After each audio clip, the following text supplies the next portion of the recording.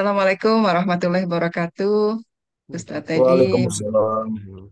Bapak Ibu Tolong. sekalian, ya, Alhamdulillah wa syukurillah kita panjatkan puji syukur kehadirat Allah Subhanahu wa Ta'ala eh, bahwa pada hari ini, pada hari Rabu, tanggal 4 bulan September 2024, kita bisa hadir kembali di acara Icon Talks dengan tema terkait dengan spiritual. Acara ini rutin diadakan setiap bulan, setiap hari Rabu, eh, bersama Ustadz Teddy Putra. Dan Alhamdulillah kita terus ya Ustadz sudah rutin terus ya dengan Ya, tema-tema Islami, kajian-kajian Islami. Dan pada malam hari ini temanya bila ngeri ya. ditim bagaimana Tema hari ya, kalau bagaimana kita bagaimana kita bersikap bila kita ditimpa musibah. Silakan Ustadz. baik. Terima kasih Bu Dokter. Assalamualaikum warahmatullahi wabarakatuh. Waalaikumsalam warahmatullahi wabarakatuh. Mari kita awali dengan membaca ta'awudz, basmalah, salawat kepada Nabi, kemudian kita baca surat Al-Fatihah. Mari kita mulai. A'udzubillahi A'udzubillahi minasyaitonirrajim. minasyaitonirrajim. Bismillahirrahmanirrahim. Bismillahirrahmanirrahim. Allahumma sholli ala Sayyidina Muhammad wa ala ali Sayyidina Al-Sayyid. Muhammad. Bismillahirrahmanirrahim. Alhamdulillahirabbil alamin. Ar-Rahmanirrahim. Maliki yaumiddin. Iyyaka na'budu wa iyyaka nasta'in. Ihdinas syiratal mustaqim. Syiratal Siratal ladzina ladzina an'amta alaihim alaihim ghairil ghairil maghdubi alaihim waladdallin. maghdubi Amin. Asyhadu an la ilaha illallah wahdahu la syarikalah wa asyhadu anna Muhammadan abduhu wa rasuluh. Allahumma sholli ala Sayyidina Muhammad wa ala ali Sayyidina Muhammad. Segala puji dan syukur kita haturkan kehadirat Allah, berkat rahmat karunia dan hidayahnya. Alhamdulillah kita masih dapat dipertemukan pada malam hari ini dalam keadaan sehat walafiat. Tak lupa salawat dan salam kita haturkan kepada junjungan kita Nabi besar Muhammad Sallallahu Alaihi Wasallam beserta keluarga dan pengikutnya hingga akhir zaman. Sebagai rasa Amin. syukur kita, mari sama-sama kita baca hamdalah dan salawat kepada Nabi. Alhamdulillahirabbil alamin. Allahumma sholli ala Sayyidina Muhammad wa ala ali Sayyidina Muhammad. Terima kasih kepada Ibu Dr. Indah dan tim dari AISEP, wabil khusus pada Bapak Edi Iskandar dan Ibu Aceh, di mana telah memberikan kesempatan kepada kami, kita saling mengingatkan, tolubul ilmi, saling menasihati, yang tentu kita semua ingin hidup bahagia dunia dan di akhirat. Begitu ya Bu ya? Bahagia Ya, dunia, bahagia juga di akhirat. Nah, yang tersampaikan selama ini adalah kami menyebutnya ilmu kehidupan. Karena ilmu kehidupan, apa yang tersampaikan tentu bukan hanya sebagai pengetahuan atau sekedar metode atau sekedar tahu, tapi kami berharap setelah kajian ini ada yang bisa Bapak Ibu pakai pada saat kita menjalani kehidupan. Pada saat kita menjalani permasalahan demi permasalahan dalam hidup ini. Nah, kenapa temanya pada hari ini cukup ini ya, mengerikan? Nah, saya bilang gitu. Nah, ini dia. Kita saya share ya. Beberapa waktu yang lalu, 2-3 hari yang lalu kalau nggak salah, salah satu TV swasta ada menyiarkan berita seperti ini. Dia ya. Nah, ini dia. Ah, nah, kelihatan Bu? ya, Apa itu? Apa itu judulnya? Megatrust gempa. Megatrust. Mhm. Tunggu waktu hantam Jawa dan Sumatera. Megatrust. Kalau kita bandingkan dengan bencana-bencana alam sebelumnya yang sangat dahsyat, sebelumnya adalah yang terjadi di Aceh. Kalau ada megatrust ini nggak ada apa-apanya, tidak ada apa-apanya dibandingkan dengan tsunami Aceh yang makan korban sudah sangat luar biasa. Bayangkan megatrust patah, kemudian terjadi beberapa macam, bukannya satu macam ya, beberapa macam bencana alam. Nah, kalau sudah terjadi seperti, akan terjadi seperti, lantas apa yang kita persiapkan? Kalau ada musibah seperti, mau bikin apa, perlindungan bawah tanah, bunker, orang dia patah kok, gimana mau bikin bunker ya? Mau dibikin bangunan tahan gempa, mau seberapa mau bikin tahan gempa? Jepang saja pada sudah terkenal dengan bangunan tahan gempanya, pada saat dia terkena bencana tempoh hari, babak belur juga kan, korbannya luar biasa. Apalagi kondisi daerah kita saat ini, yang memang berada di ring of fire, berada di daerah patahan yang memang sangat-sangat berpotensi untuk terjadinya bencana yang sangat luar biasa. Kalau kemudian tsunami-nya bukan hanya sekedar atau lebih dari Aceh, tapi berpuluh kali lebih besar, kebayangkan Bu? Nah, dengan kondisi tadi, persiapan kita apa jadinya sekarang? Pasti loh itu. Ayo, persiapan kita sekarang apa? Apakah kita masih terjebak ke rutinitas? Apakah masih terjebak ke permasalahan kita yang ada? Sibuk cari bagaimana supaya utangnya lunas, sibuk pontang-panting sana sini supaya bagaimana sakitnya sembuh, sibuk sana sini bagaimana supaya anaknya menjadi baik. Kalau ini fokus kita, kemudian terjadi bencana alam, itu kira-kira ya hidup kita nantinya begitu meninggal itu masuk surga atau masuk neraka bukan? Kalau kita masih dalam fokus kondisi terjebak ke permasalahan, pada saat kita fokus ke permasalahan yang ada, terjebak ke permasalahan yang ada, apa ciri-cirinya? Khawatir. Apa ciri-cirinya? Pusing, panik. Kalau seperti itu, menurut Bu Dokter, itu potensi kita masuk surga atau masuk neraka bukan kayak gitu ya? Jangan dijawab dulu. Saya buka surat 89 ayat 27 sampai 30. Pada saat kondisi saat ini kita fokus bagaimana supaya masalah kita selesai. Pontang-panting sana sini, terjebak ke permasalahan yang ada.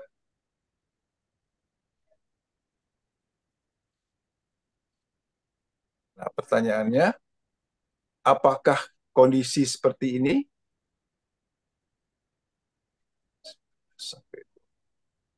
Oke, oh, bukan. Surat 70 ayat 19 sampai 70. Kita lihat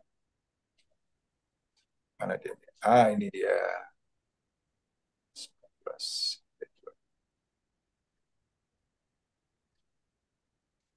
Oh, salah. Dua yang tenang. Kita buka suratnya ya. Dia tadi, oke, suratnya kita lihat sekarang. Pada saat kondisi kita saat ini, fokus bagaimana supaya masalah selesai. 10, salah, lupa ya. Bukan.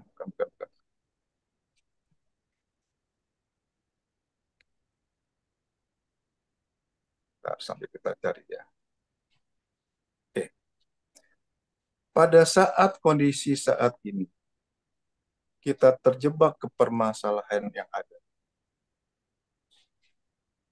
Pada saat kemudian kita fokus bagaimana caranya menyelesaikan masalah. kondisi saat itu jiwanya gelisah atau jiwa yang tenang? Gelisah. Kira-kira. Oke, jiwa yang gelisah. 89, 27 sampai 30 ya. Kalau jiwa yang gelisah, kita buka surat. Apa yang terjadi? Nah, ini dia. Surat 89, 7 sampai 30.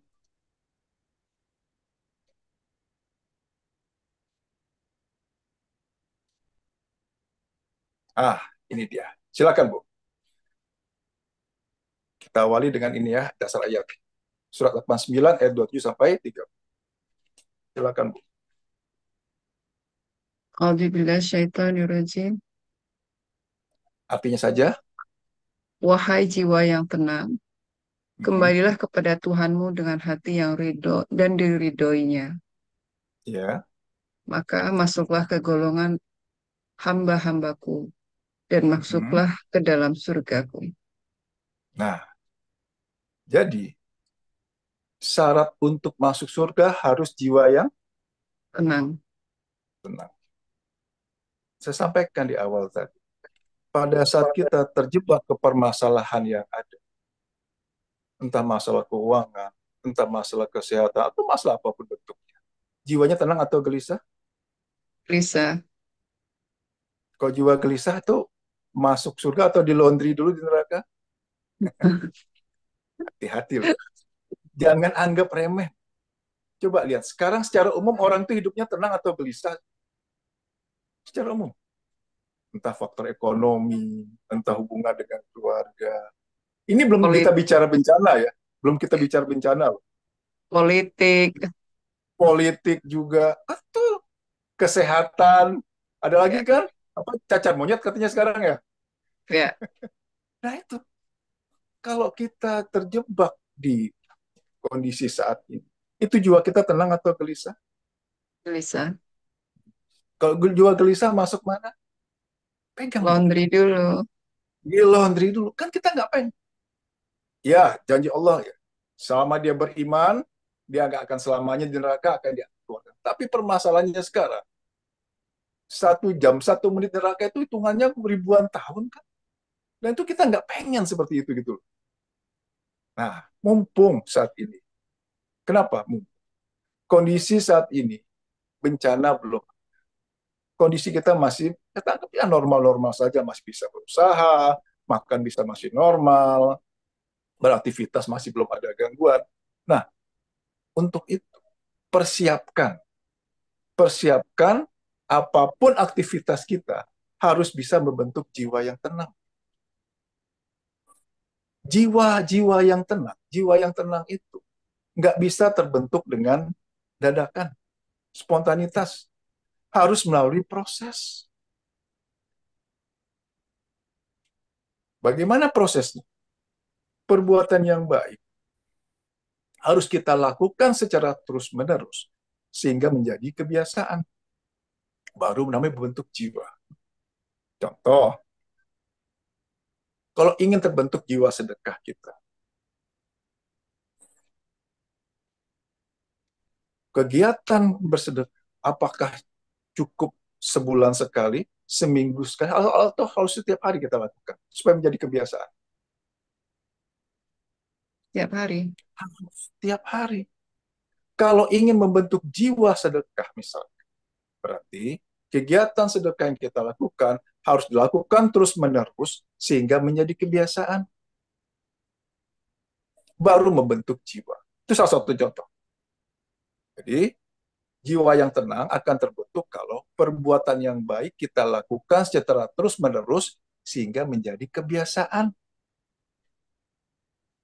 Walaupun itu perbuatan baik, tetapi tidak dilakukan terus-menerus sehingga tidak menjadi kebiasaan, maka tidak akan membentuk jiwa. Demikian juga sebaliknya. Hati-hati.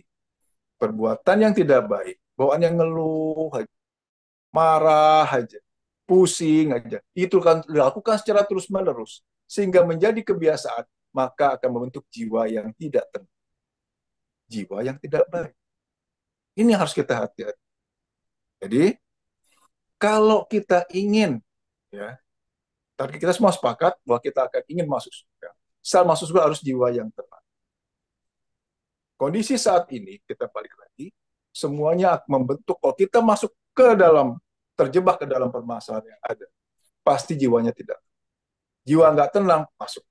Untuk itu, ayo bagaimana caranya supaya kita berproses bisa membentuk jiwa yang tenang dengan kondisi saat ini. Terlebih lagi pada saat ada namanya musibah. Kita buka surat 10 ayat 107. Ini biasanya kalau saya tanya jawabannya 90% lebih pasti salah. Nah, saya tanya, kita lihat sekarang. Surat 10, surat Yunus ayat 107. Surat 10 ayat 107.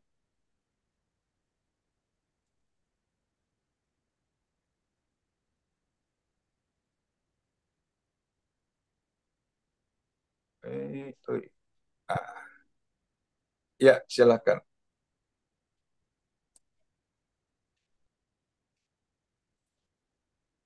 A'udzubillahi minasyaitonirrajim. Dan jika Allah menimpakan suatu bencana kepadamu, maka Hmm, tidak ada yang dapat menghilangkan kecuali Dia. cukup. Dan Cukup. Jika Allah menimpakan suatu bencana, musibah, atau permasalahan hidup, yang perorangan ya, maka tidak ada yang dapat menghilangkannya kecuali Dia. Jadi yang bisa menghilangkan atau menyelesaikan masalah kita siapa? Allah. Salah. Coba sekali lagi, dibaca sekali lagi, Bu Dokter.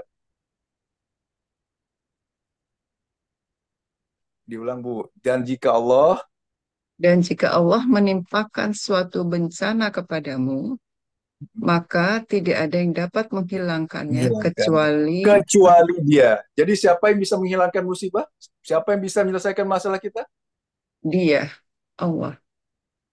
Dia di sini Salah. Ayo, sekali lagi. Dan jika Allah menimpakan suatu bencana kepadamu, maka tidak ada yang dapat menghilangkannya kecuali Dia. Jadi siapa yang bisa menghilangkan masalah kita? di Hanya Allah, Bu. Coba lihat, kecuali Dia. Kenapa harus dengan ada kalimat, ada kata hanya Allah? Kalau siapa yang bisa menyelesaikan masalah kita? Allah. Berarti ada dong yang lain. Ah, oh ada ditegaskan di sini, penekanan kecuali Dia. Ada penegasan dari siapa yang bisa menyelesaikan masalah kita? hanya Allah. Hanya Allah. Kalau nggak pakai hanya, siapa yang menyelesaikan masalah kita? Allah. Berarti ada dong selain Allah. Obat, misalkan gitu kan. Usaha kita, misalkan. Lihat sini. Tidak ada yang menghilangkannya kecuali Dia. Jadi siapa yang bisa menyelesaikan masalah kita? Hanya Allah. Hanya Allah. Kalau hanya Allah yang bisa menyelesaikan masalah kita, Allah yang bisa menghilangkan musibah yang ada, hanya Allah yang bisa menghilangkan permasalahan yang ada. Berarti kalau sakit dia langsung ke dokter, nggak punya uang, pontang-panting cari uang, bekerja dagang. Itu kira-kira benar atau salah? Yuk, saya Pontang-panting ya. pelan-pelan, saya pelan-pelan. Ya. Yang bisa menyelesaikan masalah kita siapa? Hanya Hanya Allah. Allah. Dan Allah ngasih nih, sakit, dia langsung ke dokter, dia langsung cari terapis, dia langsung cari obat. Yang punya masalah dengan keuangan, dia sibuk sana sini, bagaimana mencari uang sehingga bisa bayar hutang. Itu benar atau salah? Salah. Harusnya bagaimana yang benar? Eh, yang pertama justru minta ke Allah dulu, baru ikhtiar. Nah, itu minta tolong dulu sama Allah. Biasanya Allah tuh kita libatkan di awal, di tengah, apa di akhir biasanya. Biasanya Ah, ya kan? di Udah tengah-tengah kalau udah kontak, mentok baru. udah mentok, baru nih cari Allah di situ, ini dia. Padahal Allah sampaikan tadi, ujian datang dari Allah. Dan Allah juga yang hanya bisa menyelesaikannya. Hanya Allah yang bisa menyelesaikan. Berarti, apapun kondisi kita saat ini, terlebih lagi pada saat kita menghadapi permasalahan demi permasalahan, harus minta tolong dulu sama Allah. Libatkan Allah di sini. Selama ini kan kita enggak. Begitu ada sakit, langsung cari dokter. Langsung cari obat. Punya masalah dengan anak, langsung nasihati. Langsung bawa psikolog. Ikhtiar tuh nanti.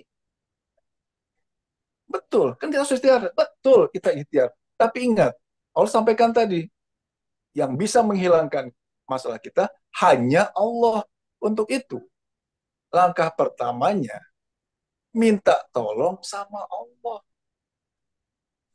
Kenapa manusia tuh khawatir, galau, panik, pusing? Karena merasa dia harus menyelesaikan kan, dokter. Ini dia. Ingat tadi. Oke. Ujian, permasalahan datang dari Allah. Yuk kita buka ayat. Permasalahan itu datang dari siapa? Kita buka surat 76 ayat 2. 76 Ada yang bilang ayat gini, permasalahan itu datang dari saya.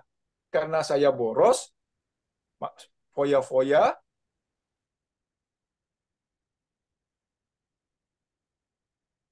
karena saya makan sembarangan, maka akhirnya sekarang saya kena sakit. Bisa gitu kan? Kita lihat surat 76 ayat 4.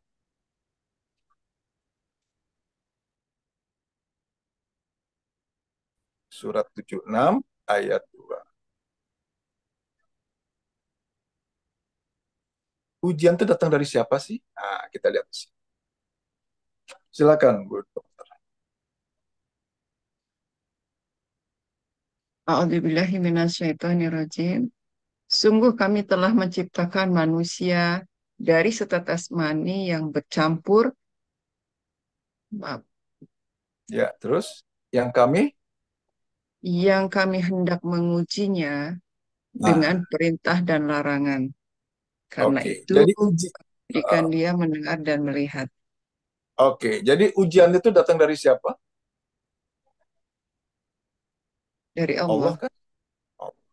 Coba kita rangkai sekarang. Ujian apapun bentuknya, entah masalah keuangan, masalah kesehatan, masalah keluarga, datang dari Allah. Kemudian yang bisa menyelesaikan siapa tadi? Hanya Allah. Ujian datang dari Allah. Oke, apa buktinya ujian itu datang dari Allah? Coba kita lihat. Mohon maaf. Anak-anak pemulung, kehidupannya kotor atau bersih selama ini? Kotor kan? Kotor. Makan sampah. Sakit. Enggak tuh. Anak kita yang udah kita jaga benar-benar tetap aja sakit. Kenapa? Itu dia buktinya. Jadi, ujian itu, permasalahan hidup itu datang dari Allah. Yang bisa menyelesaikan juga Allah. Lantas kenapa kita pusing? Jadi? Yuk, pelan-pelan kita analisa. Itu yang namanya kita terjebak. Terjebak di permainan. Dunia ini hanya permainan dan senda gurau. Yang namanya permainan, waktunya panjang atau singkat? Pendek, Singkat. ya kan? Singkat. Yang main permainan, pasti ada yang menang, ada yang kalah. Yang menang siapa? Yang benar dalam bermain. Yang kalah siapa? Yang kalah itu adalah yang salah dalam mengambil keputusan. Dunia ini hanya permainan dan senda gurau. Harusnya yang namanya permainan dan senda gurau. Hidup ini happy terus nggak harus. Itu aja. Berarti kalau sekarang kita sedih, pusing, musibah sedang datang, itu artinya sikap kita salah atau ayatnya yang salah. Sikap kita. Ya. Ayat nggak mungkin salah.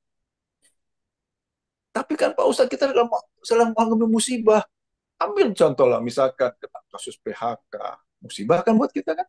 Sakit. Musibah buat kita kan? Mungkin ada yang terzolimi. Nah ini dia. Berarti Ada sesuatu yang salah yang selama ini. Ayat nggak mungkin salah. Berarti ada pola kita, cara hidup kita yang harus kita perbaiki. Pola pikir kita, sikap kita dalam menjalani hidup. Makanya judul hari ini kita bahas mengenai musibah. Musibah itu bisa berupa macam-macam bentuknya. Bisa dari alam, bisa juga terkena di kita. Musibah untuk pribadi misalkan, lagi kerja anteng-anteng, enak-enak tiba-tiba di PHK. Udah jaga kesehatan sana sini, makan diatur, udah pakai masker, kena sakit juga. Anak kita udah di les sana sini, tetap aja nilainya jelek misalkan. Kok kondisi seperti tadi, kecewa nggak kita biasanya? Dewa. Kecewa, pusing, gelisah, gitu kan terus kan. Nah, kalau itu terus-menerus terjadi, padahal tadi sudah jelaskan, megatrust itu tinggal tunggu waktunya saja, rugi kita kan. Nah, untuk itu, mari mulai sekarang, yuk perbaiki sikap kita pada saat kita menjalani kehidupan ini, pada saat kita menjalani permasalahan demi permasalahan. Bagaimana caranya? Nah, ini dia. Allah sampaikan, surat 4 ayat 40.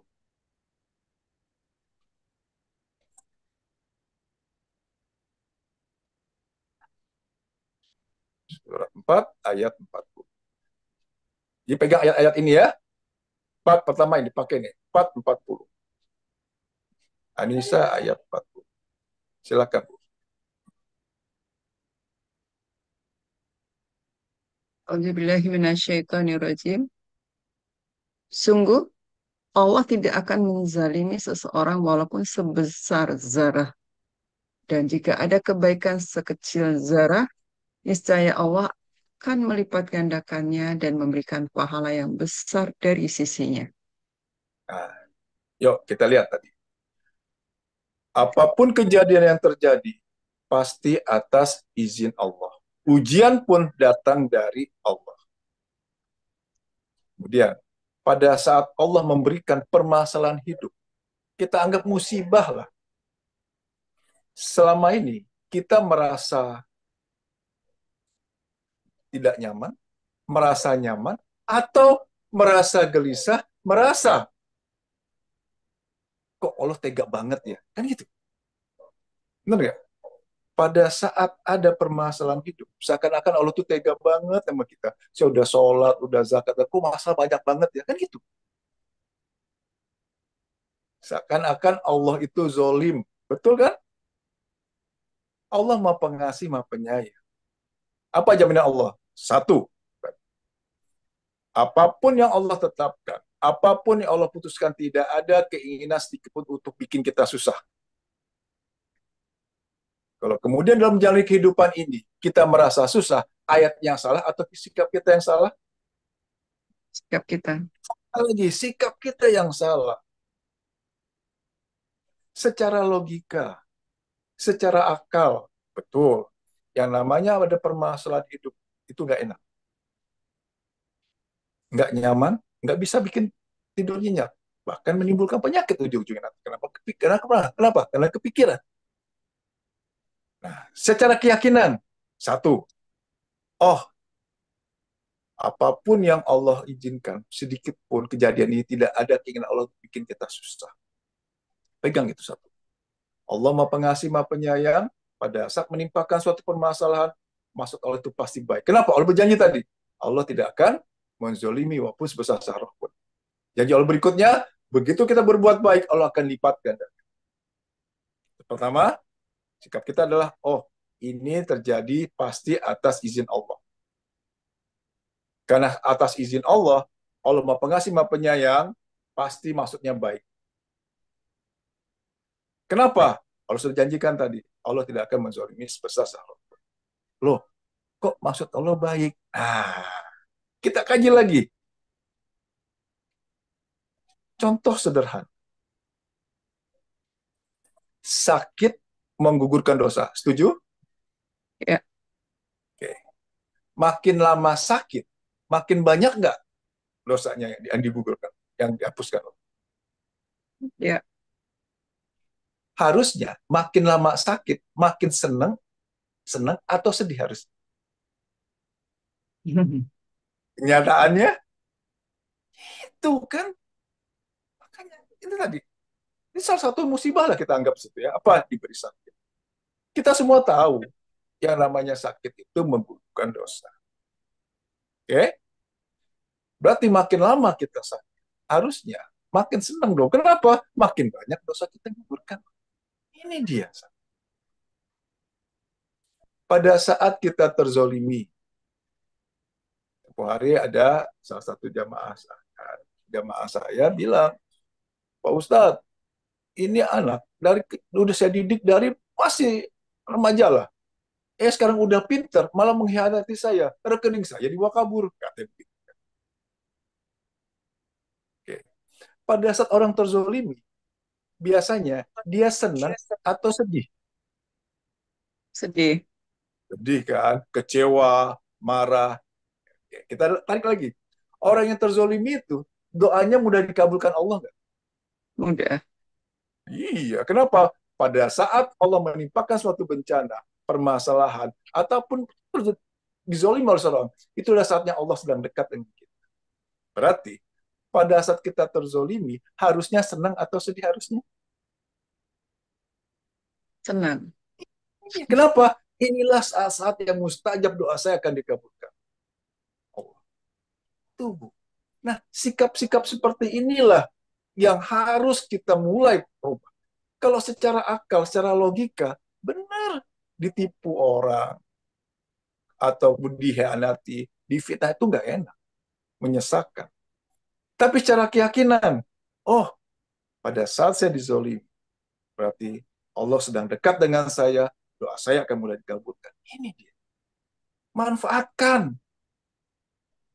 Manfaatkan permasalahan yang ada, manfaatkan musibah yang ada. Manfaatkan sebagai apa? Sebagai sarana. Sarana untuk apa? Kita semua di sini tentu ingin masuk surga. Betul? Saat masuk surga itu banyak mana pahala dengan dosa? Harus Malah. banyak pahala dong. Nah, kegiatan apa yang pahalanya banyak banget? Nggak ada hitungannya tanpa batas. Masih Sabar. ingat? Sabar. Nah, tuh, kita buka lagi ya. Surat 39 ayat 10. Berarti, nah, kita lihat sekarang. Surat 39 ayat 10.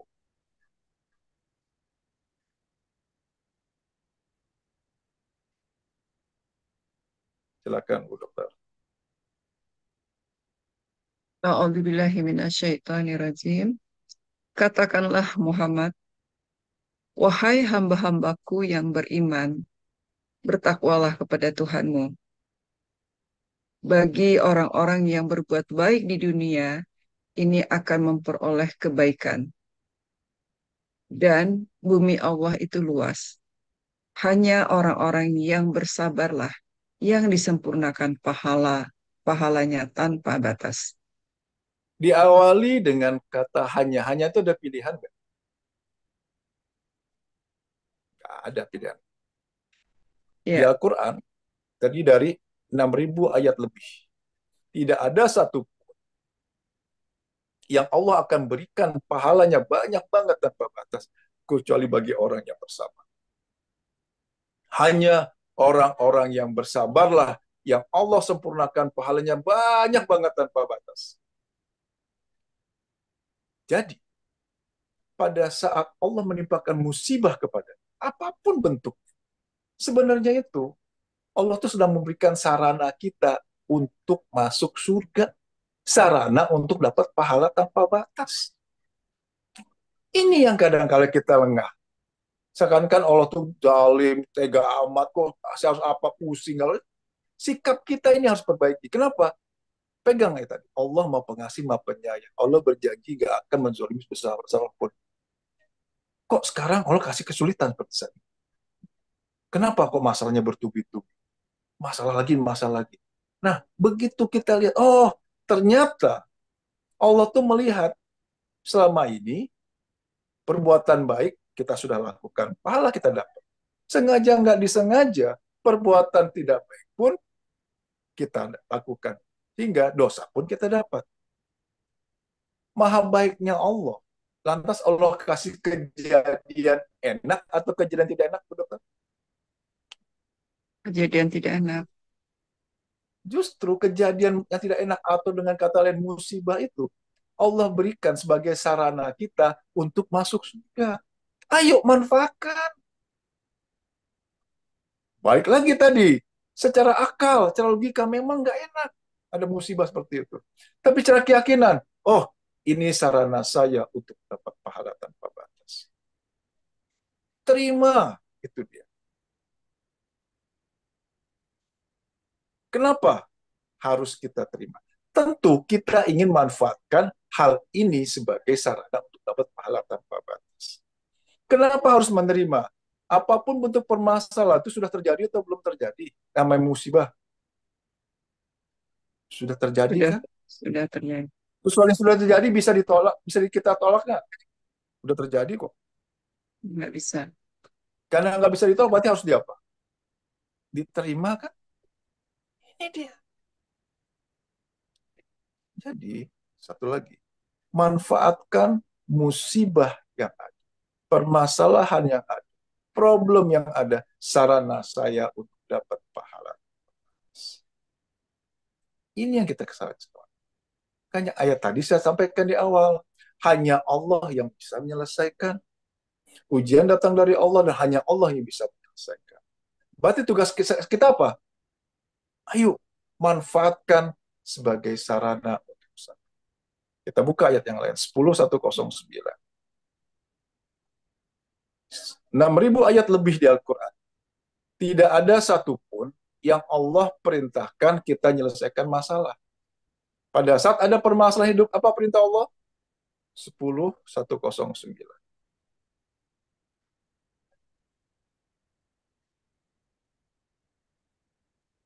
Yunus 109. Hmm. Yang paling bawah, Bu.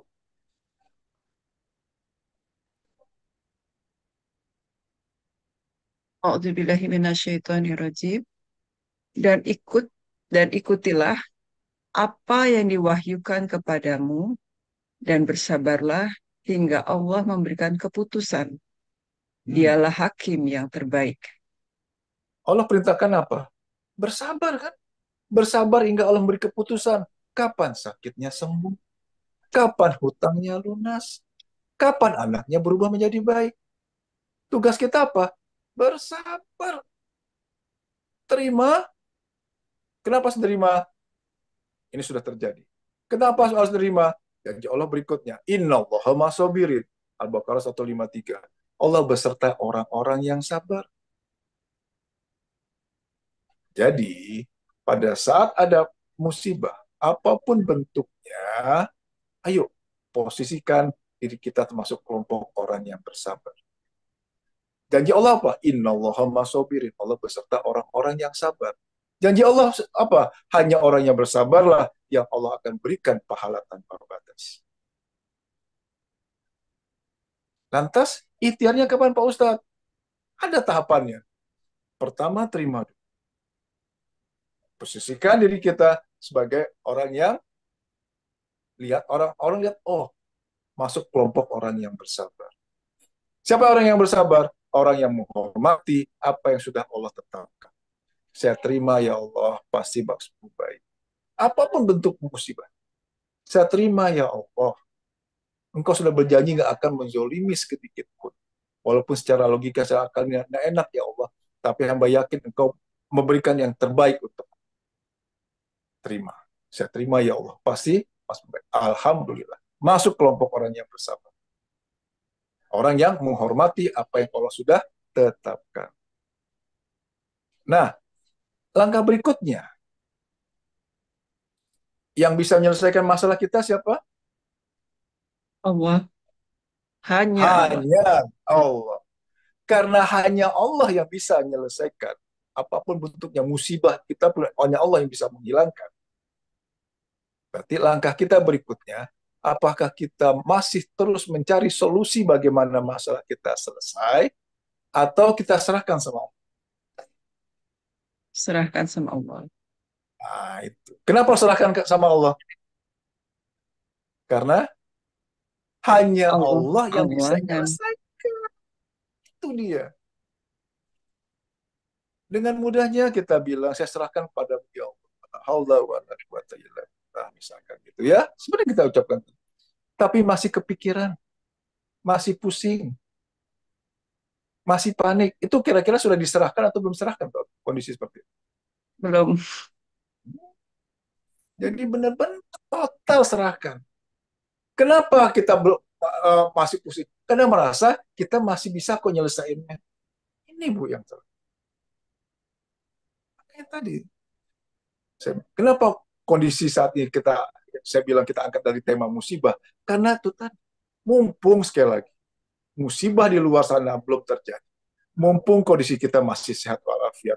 Mumpung kita masih bisa beraktivitas normal. Ayo, manfaatkan bentuk permasalahan yang ada, apapun bentuknya, supaya kondisinya, satu, Allah kelompokkan kita sebagai orang yang bersabar. Ingat, kita ingin masuk surga. Kita butuh pahala tanpa batas. Berarti manfaatkan apapun kondisi yang ada, sarana untuk dapat kita bersabar, bersama Allah dapat pahala tanpa batas. Pertama. Yang kedua, karena kita ingin hidupnya tenang. Kenapa? Syarat untuk masuk surga itu adalah jiwa yang tenang. Berarti langkah keduanya apa? Setelah menerima, serahkan sama Allah. Ya Allah, musibah ini hanya Engkau yang bisa menyelesaikan, hanya Engkau yang bisa menolong hamba, ya Allah. Wala haula wala quwata illa billah. Total serahkan sama Allah. Ciri-cirinya apa? Nggak kepikiran lagi. Terserah mau selesai, mau enggak, mau lunas, mau enggak. Ini yang kita. Jadi langkah kedua, total benar-benar serahkan sama Allah. Wala haula wala quwata illa billah. Berserah diri sepenuhnya sama Allah. Kenapa? Karena hanya Allah yang bisa menyelesaikan. Hanya Engkau ya Allah yang bisa menyelesaikan. Ya Allah, untuk hamba yang coba memang nggak bisa ya Allah. Total selain sama Allah. Wala haula wala quwata illa billah. Setelah menerima, kemudian serahkan sama Allah. Langkah berikutnya apa? Baru masuk fase ikhtiar. Jadi setelah menerima, pasrah, diam di rumah. Enggak. Allah tidak akan mengubah nasib satu kaum, kok kaum itu tidak mengubah sikap. Berarti tetap masuk ke fase ikhtiar. Nah, baru kita masuk ke fase ikhtiar. Karena musibah, permasalahan itu datang dari Allah dan hanya Allah yang bisa menyelesaikan. Berarti ikhtiar kita pun Hasilnya serahkan kepada Allah. serahkan kepada Allah. Tugas kita apa? Berusaha semaksimal mungkin, hasil kita serahkan kepada Allah. Tapi satu lagi, biasanya, ya sekali lagi, orang itu terjebak ke permasalahan, menyelesaikan solusi. Sakit, dia langsung ke dokter. Punya masalah keuangan, dia pontang-panting cari uang. Atau opsi yang kedua, dia fokus bagaimana Allah menolong. Mana yang benar? Kedua, Iya. Kenapa harus fokus dulu bagaimana Allah menolong? Karena hanya Allah lah yang hanya Allah. Saya seulang-ulang itu. Hanya Hanya Allah yang Allah. bisa. Karena hanya Allah yang bisa menghilangkan musibah. Hanya Allah yang bisa menyelesaikan masalah kita. Berarti ikhtiar kita, ayo kita penuhi syarat Allah menolong. Masih ingat apa syarat Allah menolong? Ini kajian lanjutan. Ayo, apa syarat Allah menolong? Ayo, Bu Dokter. Udah saya sering ulang-ulang loh. syarat Allah menolong apa? Kita tahu apapun permasalahan kita hanya Allah yang bisa menyelesaikan. Berarti ikhtiar kita tentu sekarang ini adalah bagaimana caranya supaya Allah menolong. Berarti ikhtiar kita adalah kita penuhi syarat Allah menolong saya, kan gitu. Ayo, apa syaratnya? syarat yakin, yakin dan berserah diri. Al-Baqarah 45 atau Al-Baqarah 153. Kita pakai Al-Baqarah 45 aja.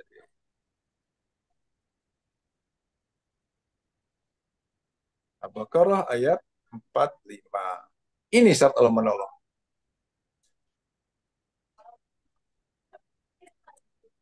Ya, silakan.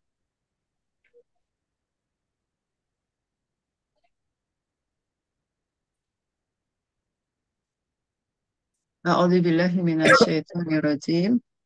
Dan mohonlah pertolongan kepada Allah dengan sabar dan sholat. Dan sholat itu sungguh berat, kecuali bagi orang-orang yang khusyuk. Nah, jadi langkah kita berikutnya, ayo penuhi syarat Allah bisa menolong kita. Apa syaratnya? Perbaiki sabar, perbaiki sholat. Lari ke situ lagi. Jadi langkah pertamanya untuk ikhtiar kita bukan langsung pontang-panting cari solusi bagaimana selesai. Bukan. Ayo fokus perbaiki sabar, perbaiki sholat. Sabar sudah tadi, saya terima ya Allah. Itu langkah-langkah kita. Siapa orang yang sabar? Orang yang menghormati apa yang sudah Allah tetapkan. Saya terima ya Allah. Pasti langsung baik. Sholat. Nah ini dia problem satu. Sholat. Sudah sholatkah kita? Oh sudah, ya kan? Nah, kita lihat. Sudah khusyuk kan? Sudah, nggak usah sampai ke tingkat khusyuk dulu. Saya tanya, sholat menurut saya sudah sholat. Menurut uh, Al-Quran, nah, kita lihat ciri-ciri orang yang sholat. Apa ciri-cirinya? Menurut saya sudah sholat. Tuh, Bu Dokter. Subuh sudah, zuhur udah, ya kan? Berdasarkan Al-Quran. Nah, kita lihat. Apa ciri orang yang sudah sholat? Surat 70, ayat 19 sampai 20.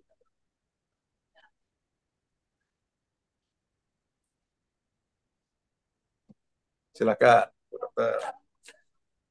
Ayat 19 sampai 22. A'udzubillahiminasyaitonirrajim. Sungguh manusia diciptakan bersifat suka mengeluh. Apabila dia ditimpa kesusahan, dia berkeluh kesah.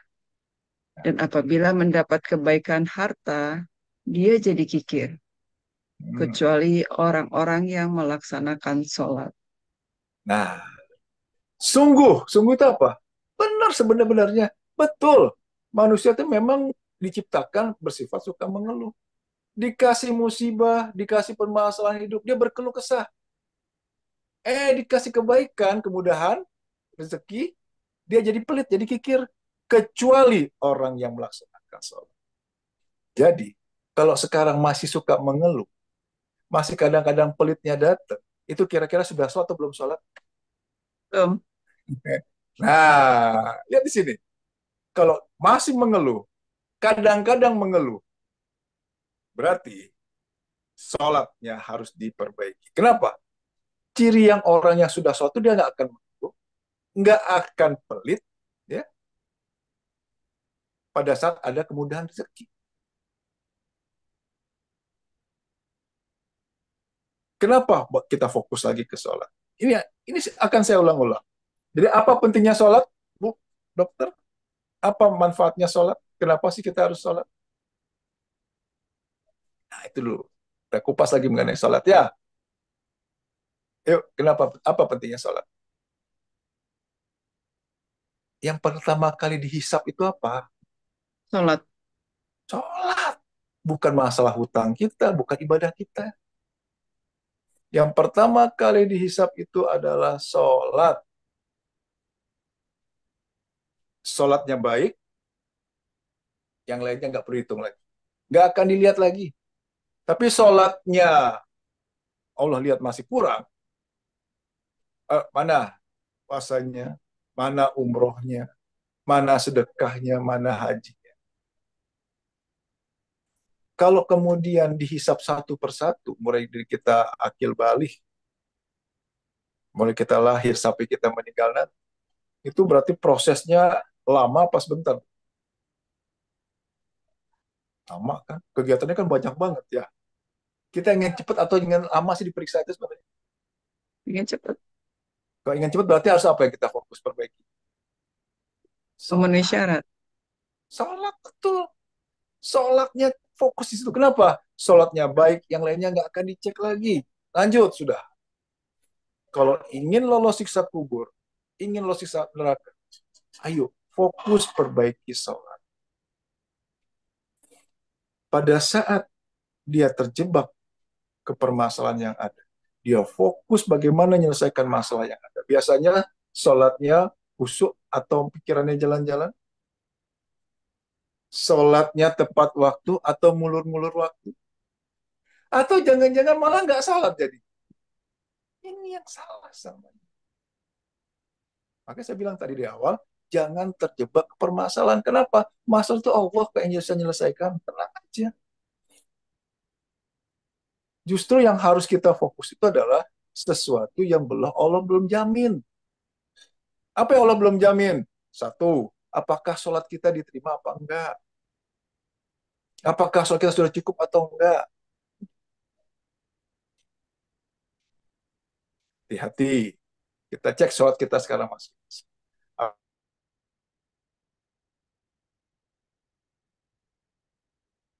Alhamdulillah enggak ya. Berikutnya, apakah masih nunda-nunda enggak? Ah, tanggung sebentar lagi selesai. Ah, waktunya masih panjang. Ah, ntar di rumah. Ingat di sini. Tentu kita nggak ingin masuk kelompok yang Allah sampaikan surat Al-Ma'un ayat 4 dan 5. Surat Al-Ma'un kita buka. Hmm. Ya, 4 dan 5. Silakan. A'udzubillahi minasyaitonirrajim. Maka celakalah orang yang sholat, yaitu orang-orang yang lalai terhadap sholatnya. Tuh. Kalau orang yang tidak sholat celaka wajar. Tapi ayat ini menjelaskan justru orang yang sholat justru celaka. Siapa? Orang yang lalai terhadap sholat. Jadi, walaupun dia sholat, tapi menunda-nunda sholat, maka masuk kelompok orang yang Lalai, celaka. celaka. Lalai, celaka. Hati di sini. Lalai yang kedua. Menurut tafsir Ibnu Katsir, dia sholat, tapi pikirannya jalan-jalan, alias tidak khusyuk. Itu tadi. Kalau dia terjebak ke permasalahan, dia fokus saja nggak masalah. Itu sholatnya khusyuk atau pikirannya jalan-jalan? Jalan-jalan, Kalau jalan-jalan masuk kategori lalai atau tidak lalai? lalai, Kalau lalai berarti celaka kan? celaka. Ini dia. Celakanya apa? Sholatnya hanya sekedar sholat, hanya sekedar dia menjalankan kewajiban, tapi sholatnya tidak bisa sebagai penolong. Bahkan Allah tadi sampaikan tadi kan, jadikanlah sabar dan sholat sebagai penolong. Jadi sholat yang kita lakukan itu harus bisa sebagai penolong kita di dunia ini, penolong juga di akhirat. Lalai yang ketiga, sholat tapi tidak sesuai dengan syarat rukunnya sholat. Rukun sholat ada namanya tumak nina. Yuk kita cek. Yang namanya rukun itu sesuatu yang harus dilakukan. Kalau tidak dilakukan berarti tidak sah ibadah. Itu namanya rukun. Di atasnya wajib ya. Rukun sholat. Ada namanya tumak nina. Tumak nina itu apa? Tenang, Dan berhenti berhenti sejenak. sejenak. Nah, apakah sholat kita sudah tumak ninakah? Atau jangan-jangan belum? Sholat terdiri dari gerakan dan ucapan. Kita ambil contoh yang sederhana. Pada saat ruku, bacanya bagaimana selama ini? Subhana rabbil azim. Subhana rabbil azim. Subhana rabbil azim. Atau Sudah subhana rabbiyal azim wa bihamdihi. Tenang. Subhana rabbiyal azim. Yang pertama atau yang kedua yang selama ini lakukan? Hmm, Ah, masih hati-hati. pertama. Itu dia. Terburu-buru. Cepet-cepet. Makanya sholatnya hanya sekedar sholat. Sholat, ya masalah tetap aja nggak beres-beres. Sholat, ya tetap aja gelisah. Sholat, tetap aja buat maksiat. Ini yang terjadi. Kenapa? Rukunnya nggak dilakukan. Yang kedua, pada saat posisi duduk di antara dua sujud, itu posisi apa? Memohon kan? Doa kan? Coba kita lihat. Rabbil firli, ya Allah ampunilah saya. Warhamni, kasihlah saya. Wajibuni, tutup aib saya. Warfakni, tingkatkanlah dari saya. Warzukni, bila saya rezeki, ya Allah bukakan rezeki. Warzukni, wahdini, bila saya petunjuk, ya Allah, bagian pusing. Wa'afini, bila saya kesehatan, ya Allah. Wa'fu'ani, kasihanilah saya. Coba, 8 doa yang sangat luar biasa. Apa yang nggak ada di sana? Permohonan apa yang nggak ada di sana? Selama ini kita manfaatkan nggak pada saat duduk dan bersujud? Benar-benar mohon, sampai. Kayaknya namanya adab meminta. Saya minta tolong ke Bu Dokter aja, kan mintanya baik-baik, kan pelan-pelan, santun, dengan rasa hormat, menyampaikannya bersungguh-sungguh. Ini kan nggak, Robbi fili warhamni wa Allah. Dan gitu. Ini dia. Makanya, sholatnya tidak bisa sebagai penolongnya. Hati-hati, celakalah orang yang sholat, yaitu orang yang lalai di dalam sholat. Sholatnya tidak bisa sebagai menolongnya di dunia nanti, apalagi di akhirat. Hati-hati. Berarti mulai sekarang, ayo, sholatlah dengan dijaga tumak ninahnya. Perlahan-lahan, jangan cepat-cepat. Itu sederhana bahasanya.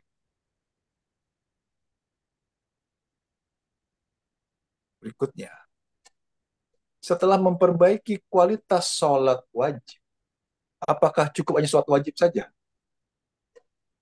Enggak. Kenapa enggak? Saya bilang. Pada saat kita masih remaja, pasti ada enggak sholat. Tuh. Pada saat kita remaja, pasti ada sholat yang nunda-nunda. Bahkan sampai saat sekarang, yang nunda-nunda sholat.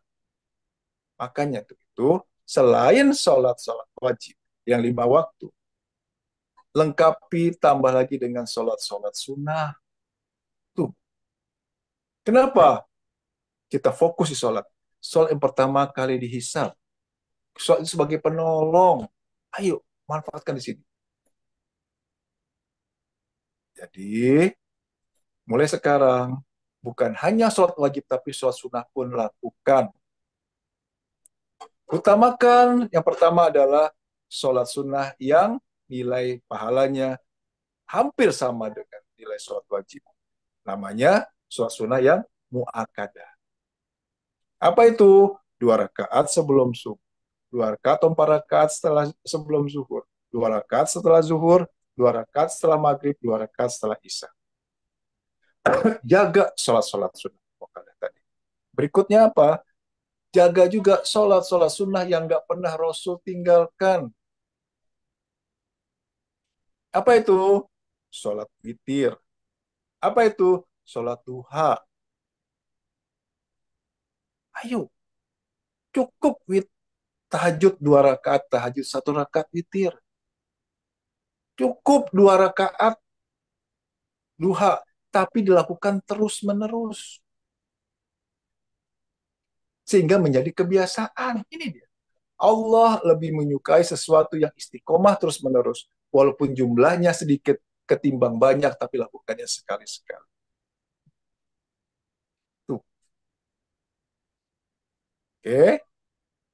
Jadi, ayo.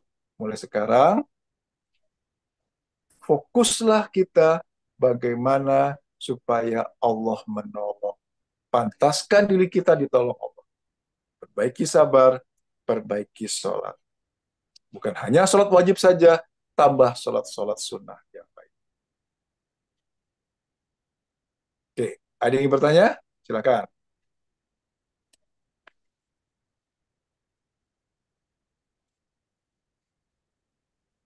Silakan Bapak Ibu Paling tidak, sekalian. jadi kalau yang kita lakukan langkah-langkah tadi itu akan membentuk jiwa yang tenang nggak? Insya Allah. Alahnya ke sana semua kan. Jadi sekali lagi, jangan terjebak ke permasalahan pakai ayat-ayat Quran. Apa contohnya berikutnya jaminan Allah? Bersama kesulitan ada kemudahan. Bersama kesulitan ada kemudahan. Soal Syirah ayat pada. Apa janji Allah berikutnya? Allah terus mengurus makhluknya. Tidak tidur, tidak mengantuk. Ayat kursi. Atau ayat Al-Imran. Ada yang jamin kok kehidupan kita. Mengurus terus menerus. Tidak tidur dan tidak mengantuk bahkan. Apa jaminan Allah berikutnya? Ujian itu sesuai dengan kemampuan. Al-Baqarah 286. Allah tidak akan membebani seorang melainkan sesuai dengan kemampuannya. Jadi yang harusnya kita khawatirkan itu adalah sesuatu yang belum Allah jamin. Rezeki Allah sudah jamin kan? Semua makhluk bergerak Allah, kita buka di surat. Ini yang bagi yang masalah masih khawatir masalah rezeki. Kita buka suratnya, surat 11 ayat 6.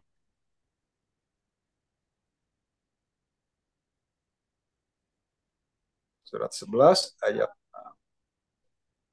6. Ini bagi yang masih khawatir masalah rezeki.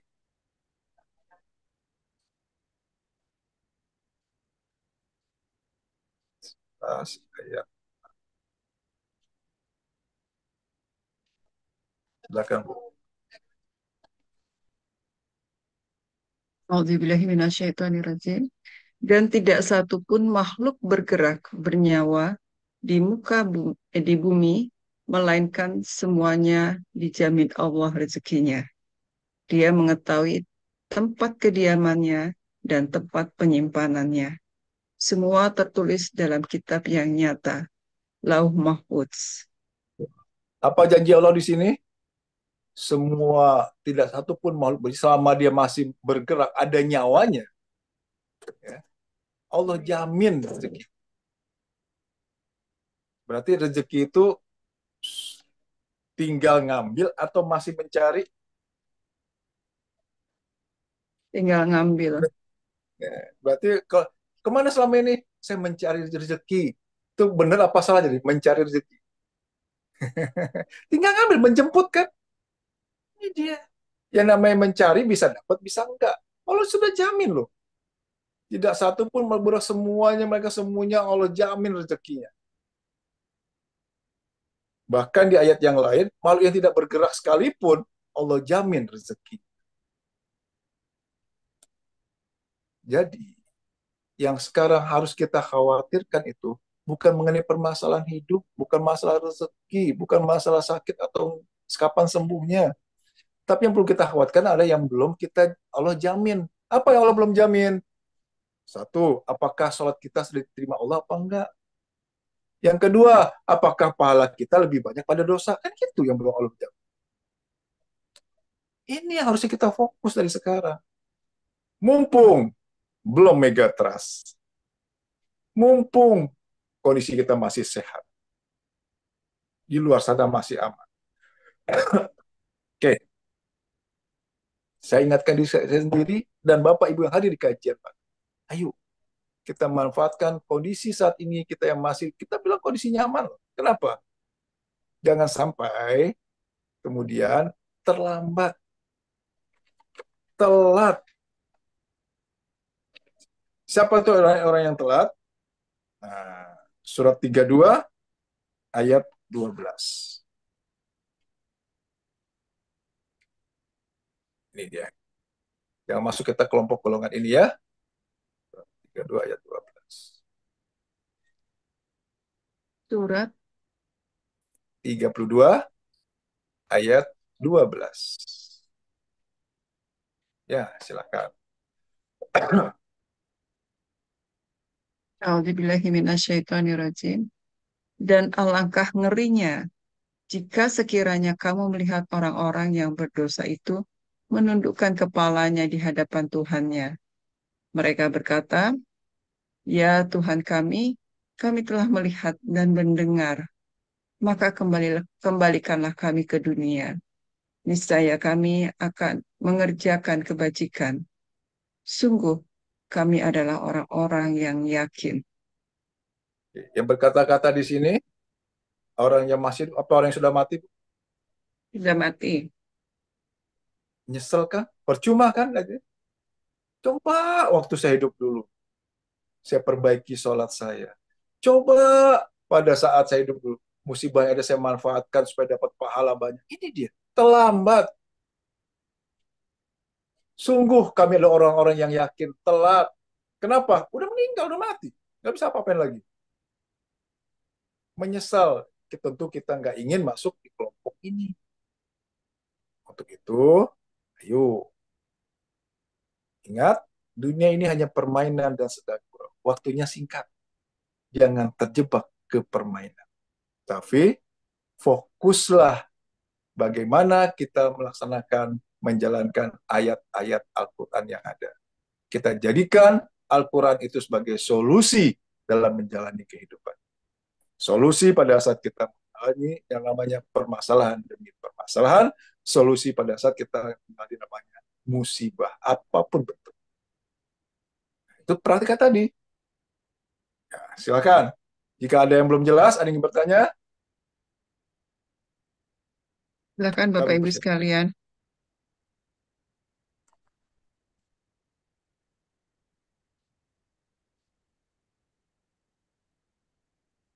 Oke, sekali Belum lagi, ada. belum ada. Saya berharap apa yang tersampaikan tadi sudah jelas dan bisa prakteknya.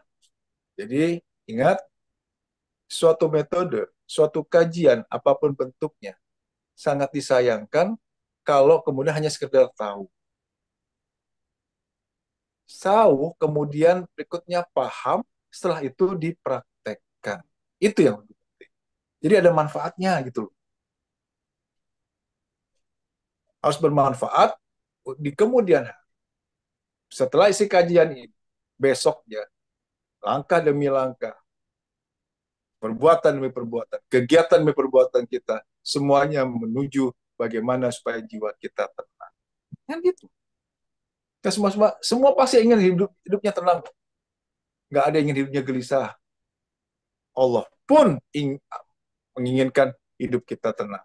Apa buktinya?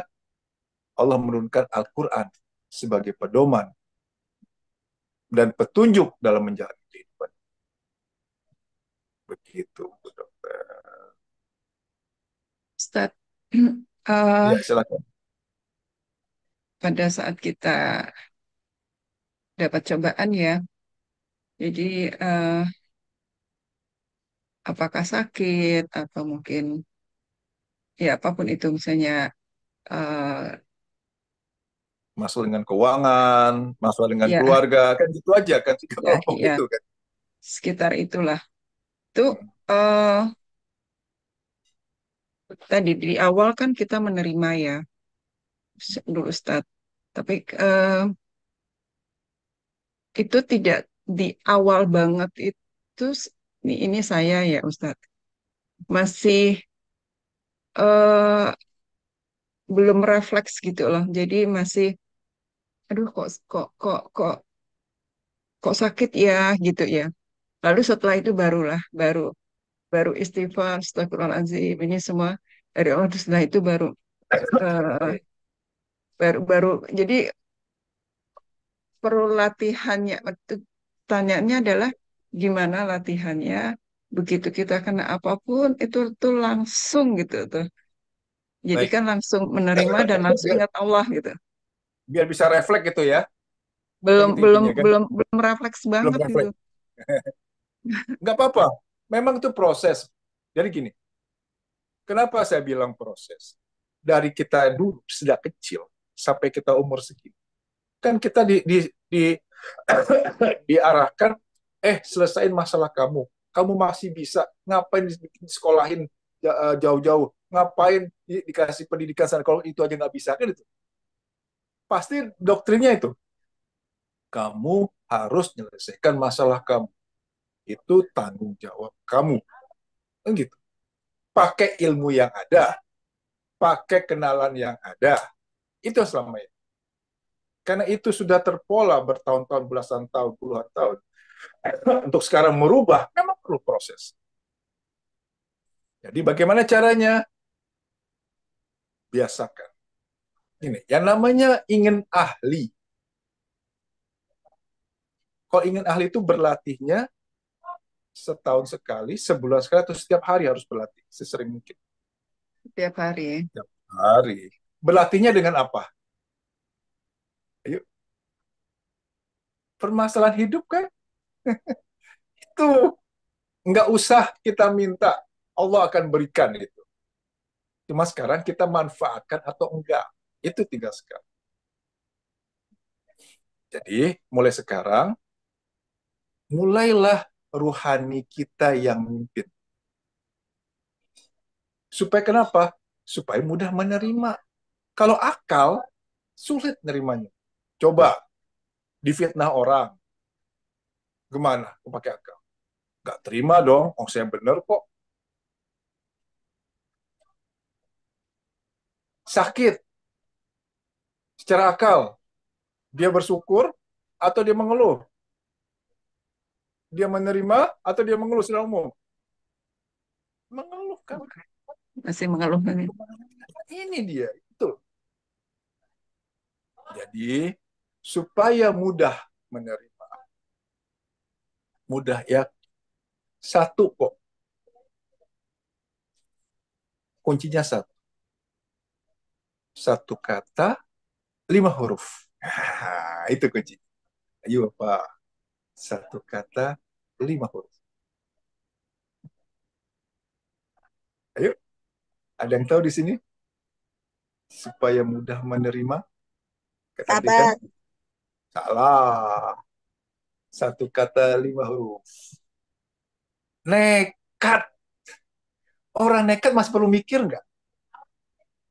Yang bikin selama ini sulit menerima apa? Kebanyakan mikir. Itu. Nekat sama Allah. Udah nekat. Udah, pokoknya terserah mau selesai, mau enggak. Mau jadi, mau enggak. Mau sembuh, mau enggak. Itu hakmu ya Allah. Yang penting saya sekarang ke dokter, saya ikhtiar hanya karenamu ya Allah. Bismillah jalan. Itu. Yang bikin sulit itu kan mikir, Bu, dokter. Ya enggak? Dipikirin sana, itu gimana ya, ini gimana ya, bagaimana kan itu. Kan cukup, bener kan? Satu kata, 5 huruf. Nekat. Orang nekat tuh masih mikir nggak? Nekat sama Allah boleh nggak? Harus. Tuh. Tuh. Yang kedua, supaya mudah yakin. Kan gini. Yakin tuh kata lainnya apa? Iman kan? Benar nggak? Ya, Oke. Iman itu perlu dibuktikan atau tidak perlu dibuktikan? perlu. Perlu. Oke. Kalau sudah gini, contoh gini. Misalkan ini ya. Nah, ini gelas. Minum. Saya bilang ke Bu Dokter. Bu Dokter, ini yang saya minum air putih.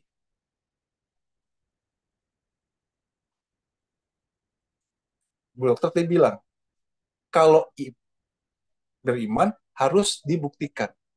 Oke, saya minum. Air tawar.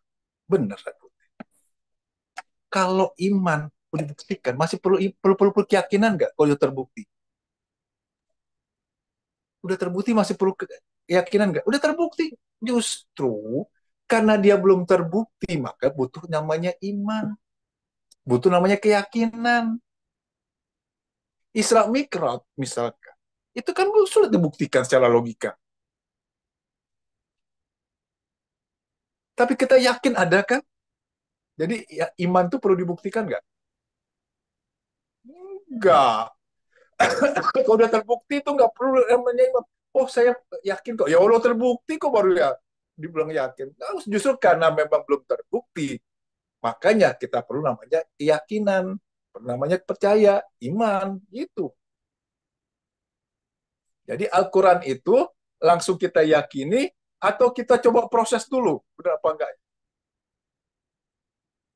Itu yang namanya iman tuh nggak perlu kita oh bersama kesulitan ada kemudahan, yakin. Oh, kalau mau melihara terus menerus bahkan tidak mengantuk, oh itu. Oh Allah kemudian berjanji bahwa tidak akan mujizat besar pun, itu janji-janji Allah. Kalau udah terbukti nggak perlu yakinan lagi ya. Justru karena proses tadi memang belum terbukti, baru namanya iman, yakin. Paling sederhana yang sekarang mulai terbukti. Kenapa kok dijilat anjing harus pakai pasir ke tanah? Dan kedokteran apa? Bakterinya kan. Tuh. Kenapa daging babi diharapkan banyak cacing pitanya kan? Kan baru-baru ini terbuktinya. Tapi orang-orang dulu udah yakin kan gak makan babi. Kemudian pada saat dijilat anjing, dibasuh salah satunya dengan tanah, dengan pasir. Itu. Jadi supaya ya mudah menerima, menjadi spontanitas, nekat, nggak usah banyak mikir, jangan diproses lagi, pakai ini, nah gitu, pakai namanya keyakinan, gitu Bu Dokter. Berlatihlah supaya rohani kita yang mulai mimpin. Kenapa harus mulai rohani yang mimpin? Karena nanti yang akan minta pertanggungjawaban jasmani itu rohani kita, yang nanti dia menghisap. Rohani. Rohani kan, iya. Kaki, tangan kita, jasmani kita sebagai saksi kan di sana kan, Ya, terdakwanya kan rohani kita. Gitu. Oke? ya, baik. Ibu, Bapak, Ibu sekalian, Ada yang bertanya? ada yang bertanya. Saya Jelas cek ya, chat. Ya, di chat nggak ada Ustadz. ada chat ya. Baik, Kalau kita gitu, tutup Ustadz.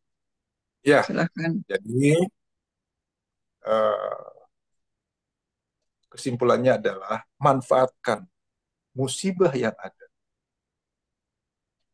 Musibah itu bisa berupa bencana alam, bisa berupa juga yang menimpa kita, ataupun kita sederhanakan apapun bentuk permasalahan hidup. Manfaatkan untuk semuanya bisa membentuk jiwa yang tenang. Kenapa? Karena jiwa yang tenang kita butuhkan untuk masuk surga. Lantas, bagaimana caranya? Manfaatkan apapun permasalahan kita menjadi sarana. Sarana apa? Sarana untuk kita bersabar. Sarana apa? Sarana untuk kita meningkatkan ketaatan kita dengan Allah. Perbaiki sabar, perbaiki sholat. Dua itu yang. Nah, sambil memperbaiki sabar sholat, baru kemudian ikhtiarnya kita lakukan. Ingat, sabar itu bukan pasrah, bukan diam. Tapi sabar itu adalah langkah pertama pada saat kita menjalani permasalahan hidup. Manfaatkan musibah yang ada, manfaatkan permasalahan yang ada, supaya kita dapat pahala tanpa batas. Hanya orang yang bersabarlah yang Allah sempurnakan pahalanya tanpa batas. Manfaatkan supaya kita bersama Allah. Inna Allah masobirin.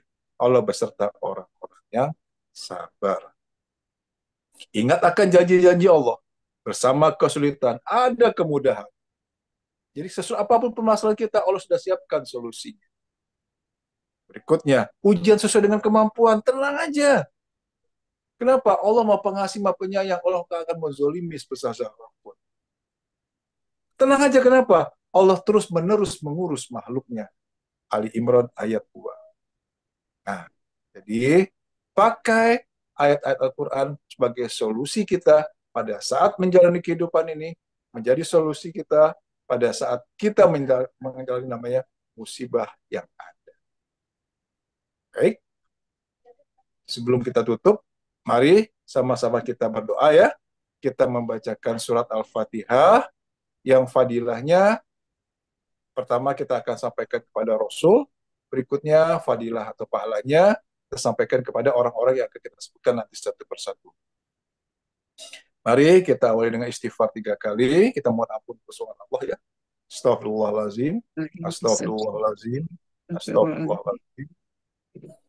Auzubillahi minasyaitonirrajim. Bismillahirrahmanirrahim. Allahumma sholli ala Sayyidina Muhammad wa ala ali Sayyidina Muhammad.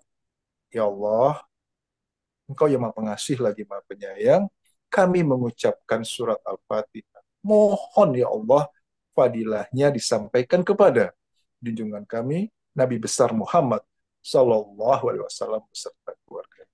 Al-Fatihah. Auzubillah. Bismillah. Alhamdulillah. Ar-Rahmanir-Rahim. Iyyaka na'budu wa iyyaka nasta'in. Ihdinas siratal mustaqim. Siratal ghairil maghdubi.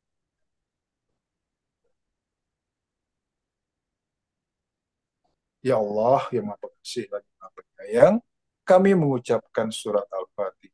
Mohon ya Allah, fadilahnya Engkau sampaikan kepada guru-guru kami, kepada kedua orang tua kami dan kedua mertua kami, kepada ibu kandung kami yang bernama, sebutkan nama ibu kita masing-masing, pada ayah kami yang bernama, sebutkan nama ayah kita masing-masing, kepada ibu mertua kami yang bernama, sebutkan namanya,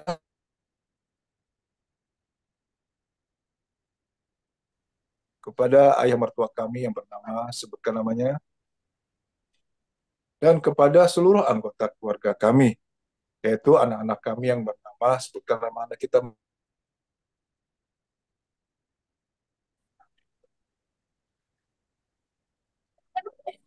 istri atau suami kami yang bernama, sebutkan namanya, dan kami sendiri yang hadir pada malam hari ini. Sebutkan nama kita masing-masing,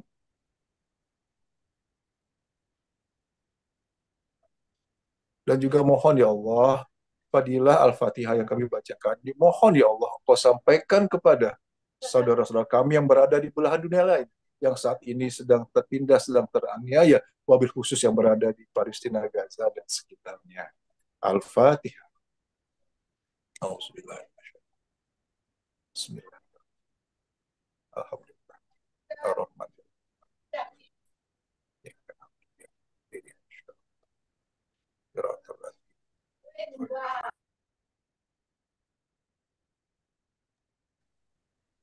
Silahkan dilanjutkan dengan doanya masing-masing.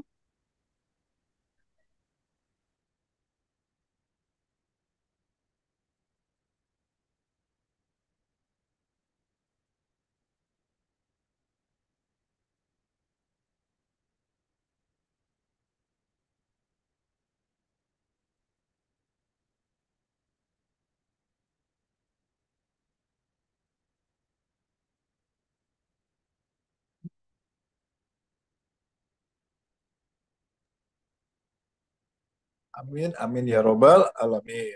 Mari kita tutup dengan membaca hamdalah. Rabbil Alhamdulillahirobbilalamin. alamin. Doa kafaratul majlis. Subhanaka wa bihamdika. Asyhadu an la ilaha illa anta astaghfiruka wa atubu ilaik. Assalamualaikum warahmatullahi wabarakatuh. Waalaikumsalam warahmatullahi wabarakatuh. Baik, Ustaz, jazakallah khair atas ilmunya pada malam hari ini.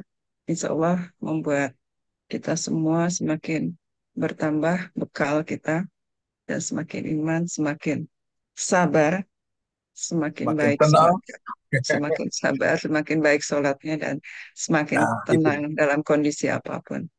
Insya Allah. Jazakallah khair Ustaz Teddy, semoga selalu diberikan kesehatan, keberkahan Amin. agar bisa selalu bersamai kami. Bapak Ibu sekalian juga terima kasih atas kehadirannya dan partisipasinya pada malam hari ini. Saya Endah, mohon maaf bila ada kekurangan. Sampai ketemu bersama Ustaz Teddy di bulan depan. Wassalamualaikum warahmatullahi wabarakatuh.